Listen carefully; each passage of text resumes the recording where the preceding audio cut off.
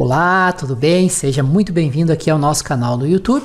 Aqui quem fala é o Júlio Batiste. Eu sou autor de diversos livros na área de informática e criador do site juliobatiste.com.br, a sua sala de aula na internet desde maio de 2000. Aqui no nosso canal do YouTube você encontra novos vídeos todos os dias com aulas relacionadas à informática, sobre os diversos assuntos que estão listados aí na tela. E esta aula é mais uma aula de demonstração da nossa Universidade do Windows Server e do Active Directory. A nossa formação completa e continuada em Windows Server. Toda semana, sem exceção, tem novas aulas lá dentro do ambiente do curso. Já são mais de 300 aulas disponíveis, muito conteúdo, com teoria, com prática, tudo bem detalhado. Não deixe de conferir nesse endereço aqui e no final dessa aula de demonstração tem mais informações. Vamos então a mais uma aula sobre o Windows Server e Active Directory. Olá, gente boa, aqui é o professor Leonardo Duarte. Nessa aula nós vamos falar sobre GPO, também conhecido como política de grupo. Então toda vez que você ouvir a expressão GPO, você tem que lembrar sobre política de grupo, ok? Então vamos lá. Nessa aula o que você vai aprender nessa aula? O que é GPO, quais os benefícios de utilizar a GPO, como a GPO é aplicada, recursos da GPO. Então vamos lá. O que é política de grupo? Já grave esse nome, né? Grupo. O que é a política de grupo? A diretiva de grupo, ou GPO, é o método que permite que os administradores, ou seja, permite que você centralize e gerencie, né, os computadores e usuários em um domínio do serviço do diretório do AD. Esse é o objetivo da GPO. É um método que permite administrar de forma centralizada o gerenciamento de computadores e usuários. Com as diretivas de grupo, ou seja, com a GPO, o que você pode fazer? Você pode aplicar configurações, incluindo instalação de softwares, que nós vamos ver nesse curso, segurança, nós vamos ver nesse curso também, configurações do Internet Explorer, registro do Windows e muito mais. Tá? Então você pode fazer tudo isso com GPO. A política de grupo pode tornar o gerenciamento de uma empresa com um AD mais eficiente. Então, qual o objetivo, né? Qual o objetivo da GPO? Tornar o gerenciamento mais eficiente. Nunca esqueça isso. Esse é o grande objetivo da GPO. Tornar o gerenciamento mais eficiente. Onde as GPOs são aplicadas? Então você vai ver que existe uma regra de ordem de aplicações de GPO, certo? As GPOs, elas são aplicadas no primeiro momento e no segundo momento, ou seja, elas são aplicadas nos computadores e são aplicadas nos usuários. Logicamente, elas podem ser aplicadas primeiro para os usuários e podem ser aplicadas primeiro para os computadores. Vai depender de você que vai determinar como que a GPO vai ser aplicada. Ou seja, o objetivo da GPO é afetar as configurações dos computadores e afetar as configurações de usuário. Esse é um dos grandes objetivos. Além desse objetivo, você precisa entender que nós já vimos aqui no curso um objeto do AD chamado OU, né?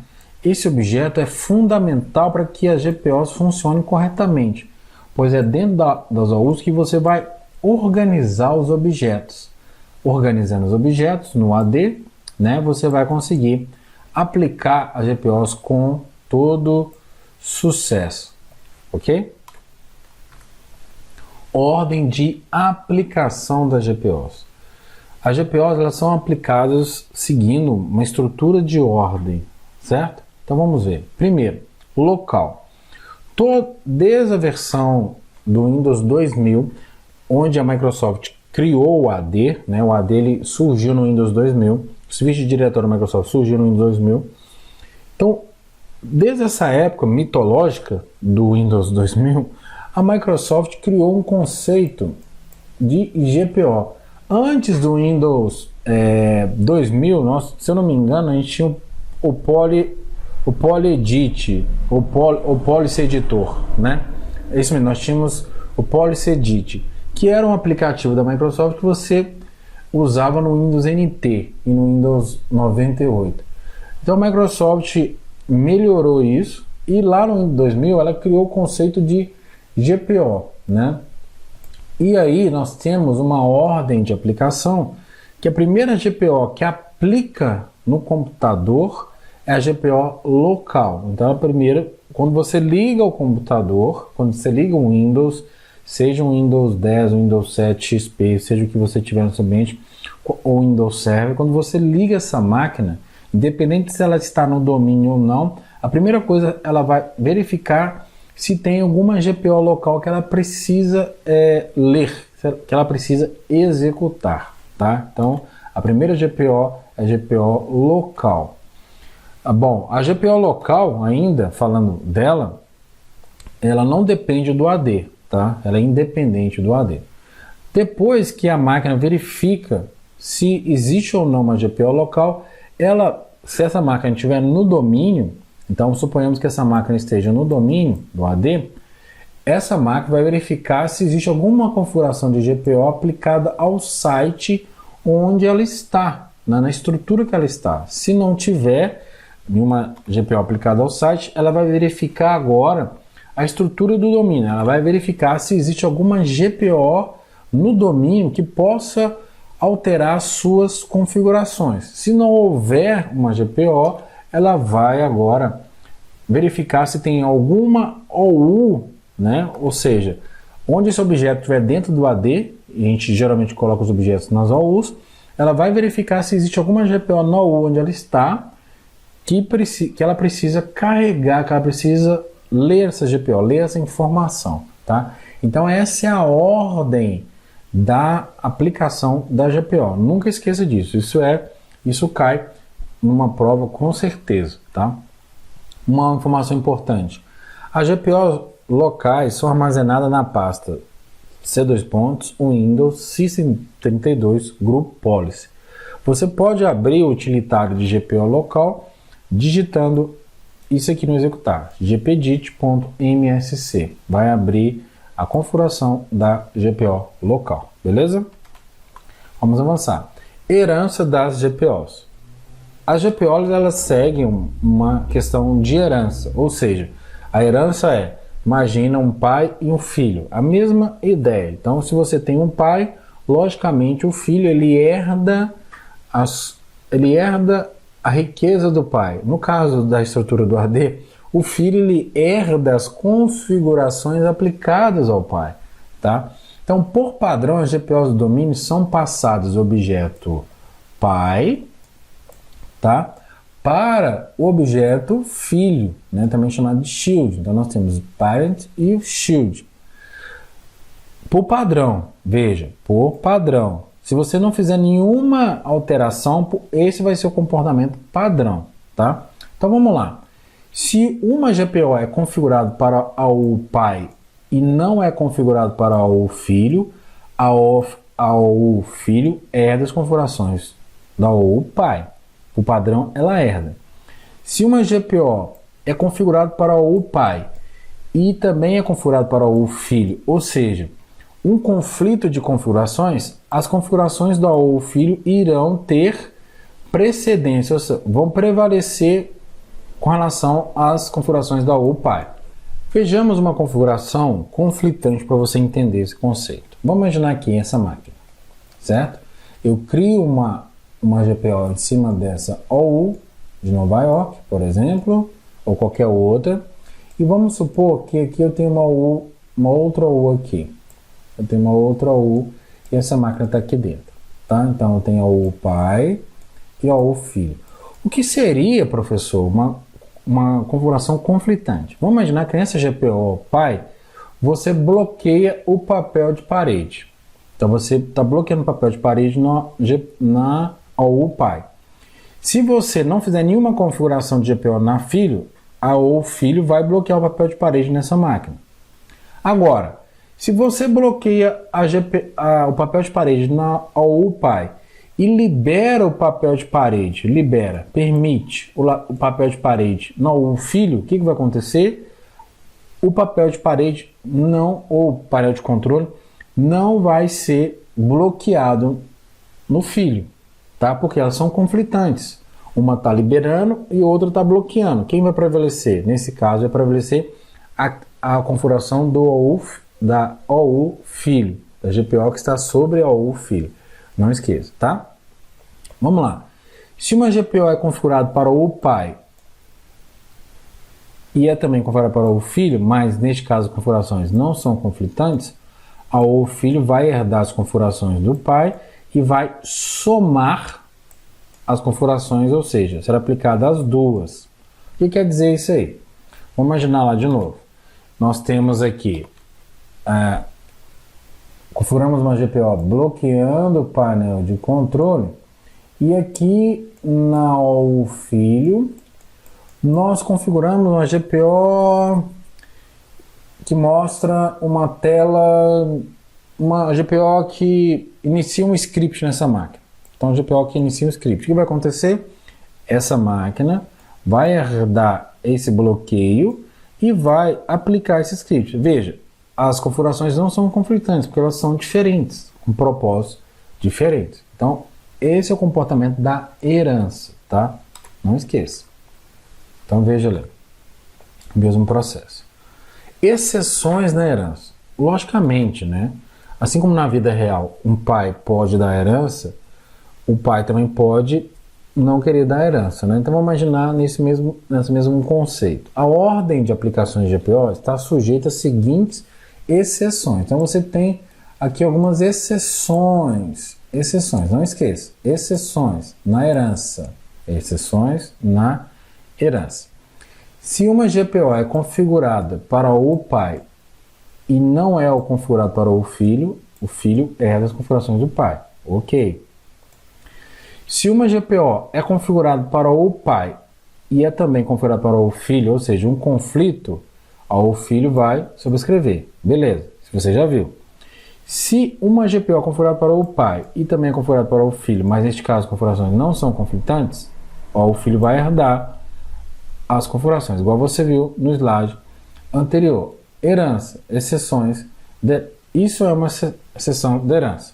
Ok, tempo de atualização da GPO. O tempo de atualização da GPO é de 90 minutos. Sendo assim, quando você cria uma GPO, ela só será aplicada ao usuário computadores 90 minutos depois, dependendo da configuração do AD no ambiente. Tá? Por padrão, esse é o comportamento padrão. Você pode diminuir esse tempo. Para forçar uma atualização, você pode rodar o comando gpupdate/force, tá? Você pode rodar esse comando.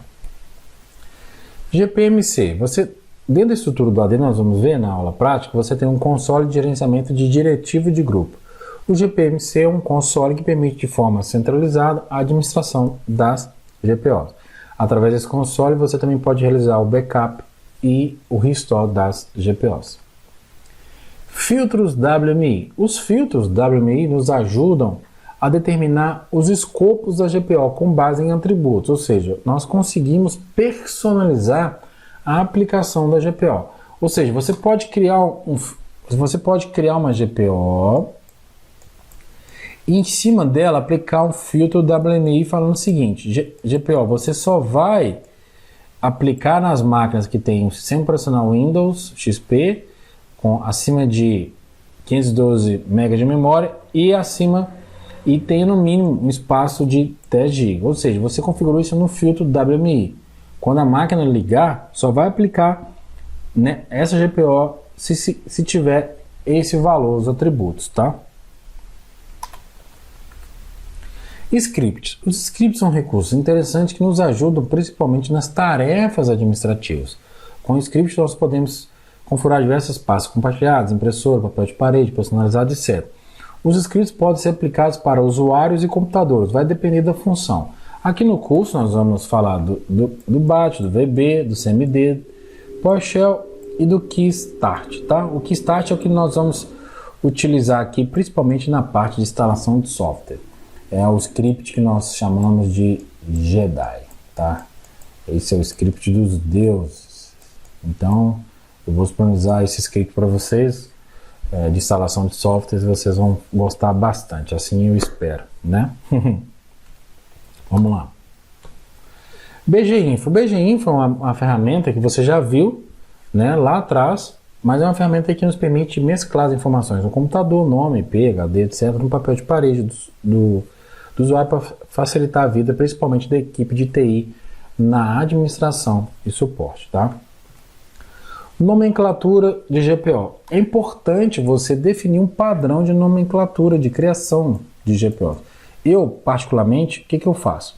Eu faço o seguinte, eu crio um GPO, se for por localidade, eu identifico no nome a localidade e coloco o destino, ou seja, quem essa GPO vai afetar, né? Em quem ela vai aplicar. Então, nesse caso, pode ser um GPO de usuário ou de computador. E aqui eu coloco uma pequena descrição, o que essa GPO está fazendo, porque quando eu bater o olho ali, eu já vejo. Então, GPO, eu uso a seguinte fórmula que eu desenvolvi, GPO mais localidade, mais escopo. O escopo é igual ao alvo, né? Que pode ser computador ou pode ser usuário, mas a função, o que essa GPO está fazendo. É assim que eu faço e tem dado muito certo nesses bons anos que eu trabalho no ambiente Microsoft, tá? Bom, nós vamos ter uma parte de backup e restore, vocês vão ver durante o curso também, ok? Deixa eu ver. Então, nós terminamos essa aula, espero que você tenha entendido uma parte teórica, né? Mas espero que você tenha entendido, tenha gostado e nos vemos na parte prática agora, ok?